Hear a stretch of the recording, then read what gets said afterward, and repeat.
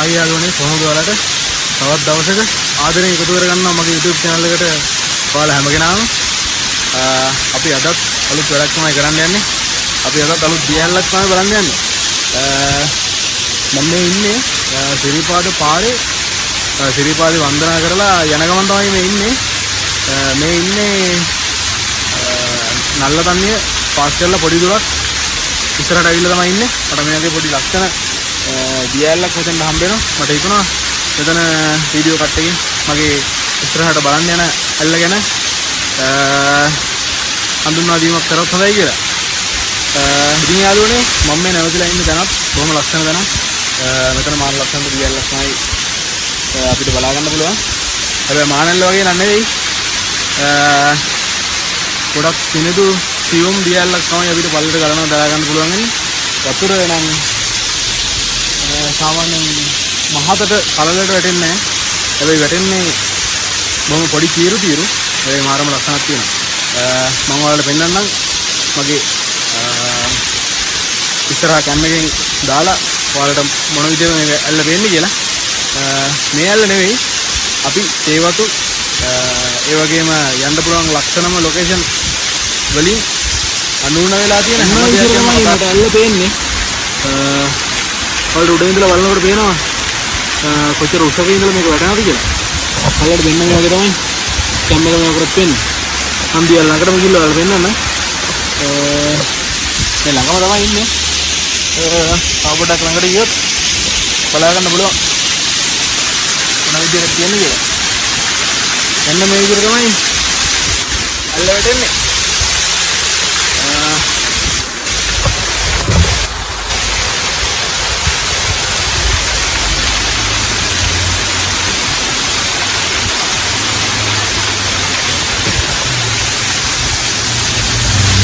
මේ ඇල්ලේ නම දන්නේ නැහැ.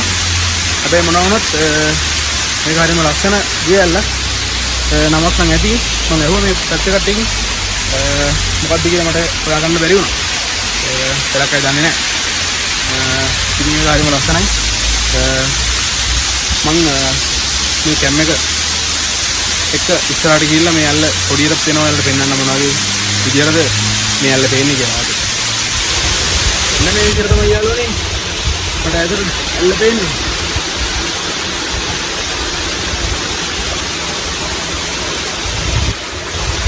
යාළුවනේ සිරිපාදේ ගිහිල්ලා එනකොට මට හම්බෙන තවත් ලොකේෂන් එකක් තමයි මාඋස්සා කැලේ වතු යාය. ඉතින් මම මේ එතන තියෙන view point එක තමයි මේ නැවතලා බලලා මේ වීඩියෝ එක ගන්න. බලන්න මේ තේ හදලා තියෙන ලස්සන සමෝජ රේඛා ක්‍රමවල පිහිටීම පරිදි මේ තේ හදලා තියෙන විදිය. ඉතින් මාරම ලස්සන ලොකේෂන් එකක් තමයි මාඋස්සා කැලේ වතු යාය කියන්නේ.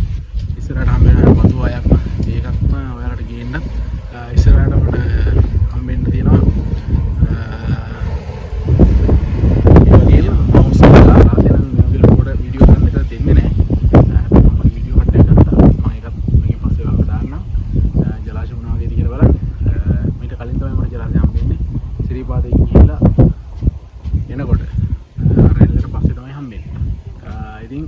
මේ ඇට නල්ලතන්නේ පාරේ තමයි මේ මාඋස්සා වතු යාය අපිට හම්බෙන්නේ.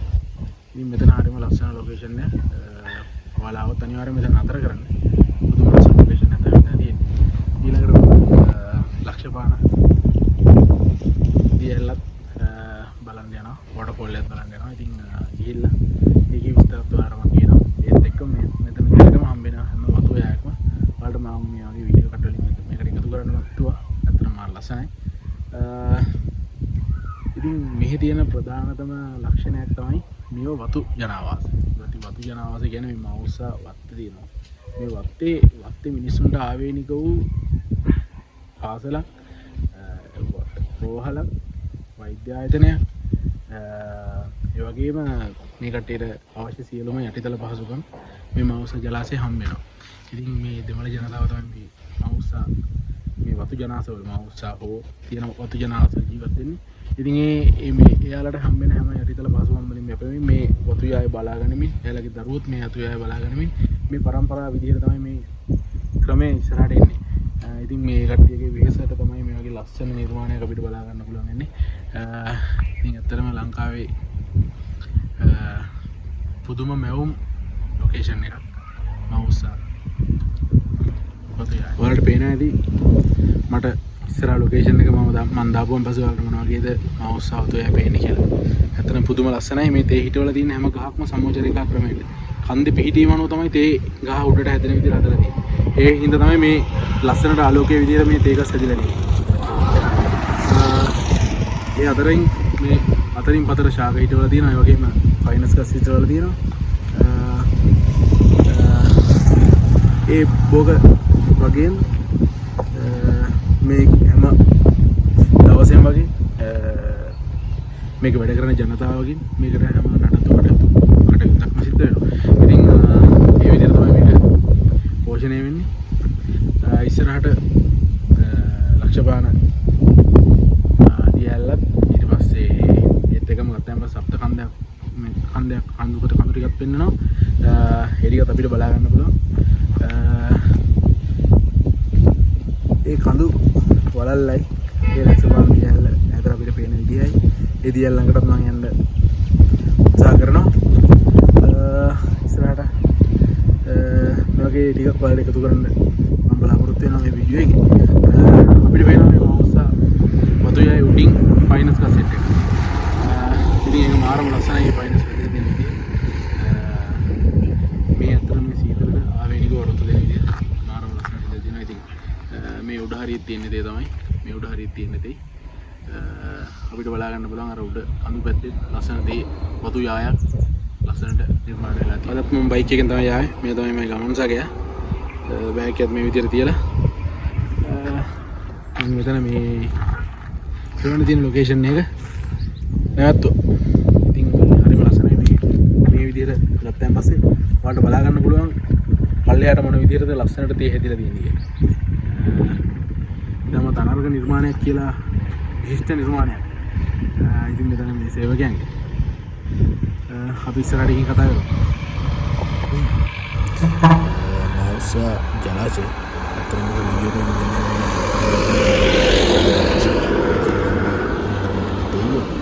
මේක නරඹන්නේ පාර ඉස්සරහට යනකොට නිකන් ලස්සනට පේනවා.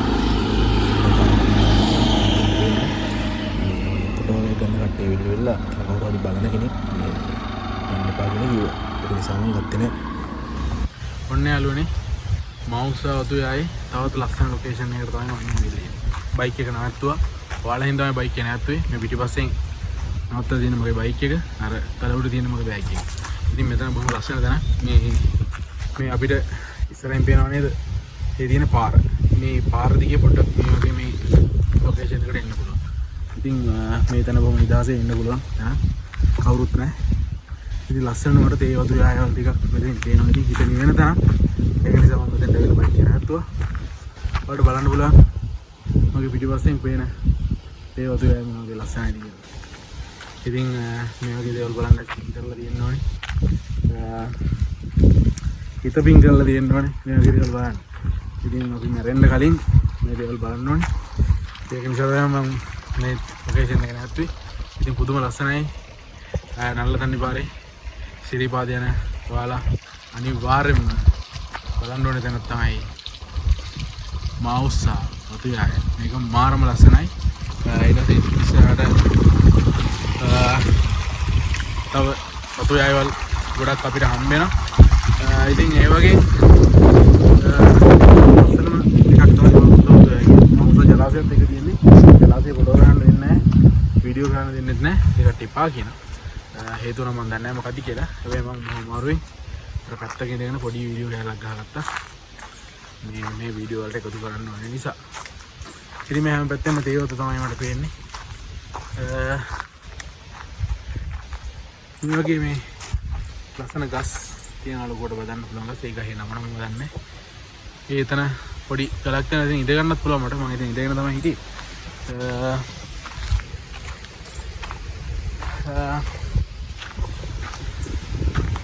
දැන් අපි ඉස්සරහ ලොකේෂන් වලටත් යන්න. ගිහිල්ලා කතා කරමු. මෙන්න මෙහෙම. මෙන්න මේ වගේ ඉඳගෙන තමයි මම හිටියේ. හරි ලස්සනයි මෙතන. අපි ඉස්සරහට යන්න. මේ සිරිපාද නැගලත් මේ එනකම මං ඉන්නේ. කකුල් දෙකත් රිදෙනවා හොඳට. රෑ කාලේ තමයි නැග්ගේ. වීඩියෝ කරන්න බෑ සෑහෙන සෙනඟක් හිටියා. ඒක නිසා මම වීඩියෝ කරේ නෑ. හිත නිදහස් නැති නිසා. අපි ඉස්සරහට යන්න. ඊළ තව තියෙන්නේ මොනවද හම්බෙන්නේ මොනවද කියලා කතා කරමු. රෑබෝ වෙන්න කලින් යන්න ඕනේ. මොකද ලක්ෂපාණ ජලාශය මේ ජලාශය නෙවෙයි. ලක්ෂපාණ කියලා බලන්න ඕනේ. ඊට පස්සේ සප්තකන්දය කඳු ටික බලන්න. ඒ ටික බලලා අපි ඉක්මනට ගෙදර යන්නත් ඕනේ. එහෙනම් යාළුවනේ අපි ගිහලා කතා කරමු. ඔන්න යාළුවනේ මම දැන් ලක්ෂපාණ දියැල්ල බලන්න තමයි ඇවිල්ලා ඉන්නේ. ඒ යන පාරේ තමයි ඉන්නේ. මට මෙතන පේනවා දියැල්ල නම්. ඔයාලට පේනවද ඉතින් මේ මෙතන දියැල්ල පේනවා. මම දැන් පොඩි දුරක් ඇවිල්ලා තියෙන්නේ ඒ දියැල්ල බලන තැනට යන්න. බයිසිකලේ චූටි මික්සයකුත් ඇවිල්ලා තිබ්බා. බයත් හිතුණා ඒ වුණාට ඉතින් කරන්න දෙයක් නැහැ. කොහොම හරි මේක බලනවාම යනවා කියලා යන්න ආවා.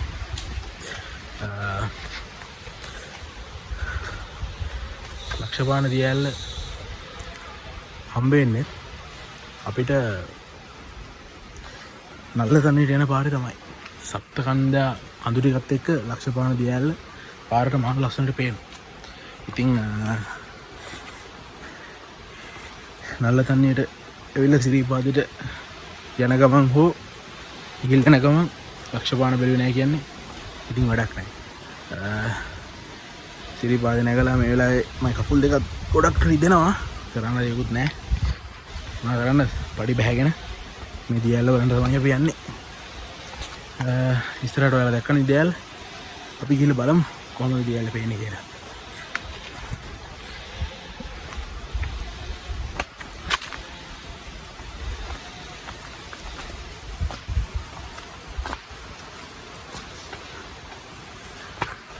සිරිපාද නැගිනවා වගේම තමයි මාර පඩි වෙලා පල්ලට බහින්න තියෙන්නේ.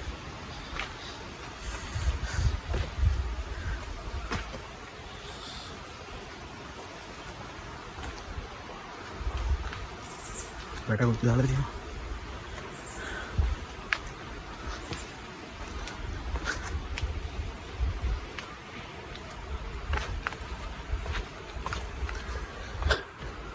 ලක්ෂපාණත් බලලා යන ගමන් සප්තකන්දය කඳු ටිකත් බලාගෙන අපි අද ගෙදර යනවා.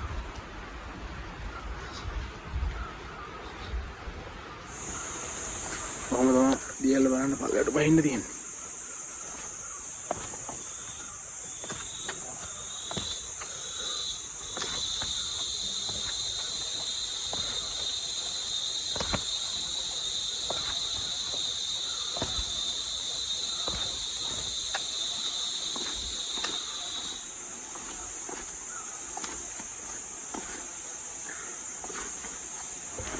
ඔයාලා මේ කිතුල්ලා හදන හැටි දැකලා තියෙනවද? මේ තියෙන හැම හදපු කිතුල් ගහ.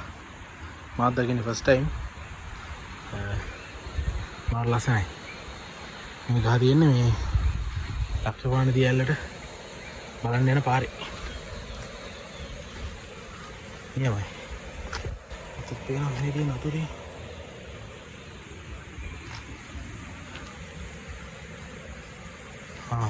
මුට්ටියකුත් තියෙනවා. රොබ්බඩු. ඔන්න යාළුවනේ ඇල්ල ටික ටික ලඟ වෙමින් තියෙන්නේ. අපිට දැන් මේ යන පාරේ මම දැන් ටික දුරක් ඇවිල්ලා තියෙන්නේ. අපිට දැන් ඈතින් ඇල්ල පේනවා. මාර ලස්සනට ඇල්ල වැටෙනවා. හරියට භාවනාවක් වගේ. යන් ඉස්සරහට.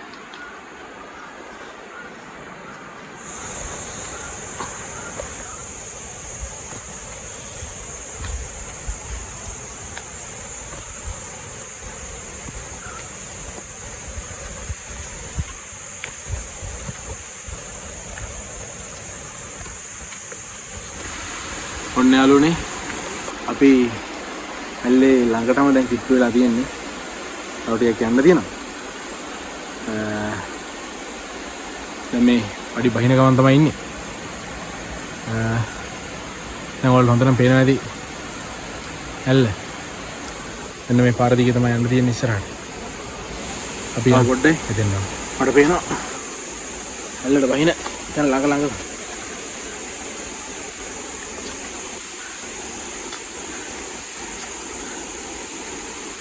මේ ඇල්ලත් එක්ක උඩට ගියොම සප්තකන්දයක් කඳු වැඩි පේනවා. මේ ඇල්ලත් එක්ක තියෙන ලොකේෂන් එක තමයි අපිට පේන්නේ.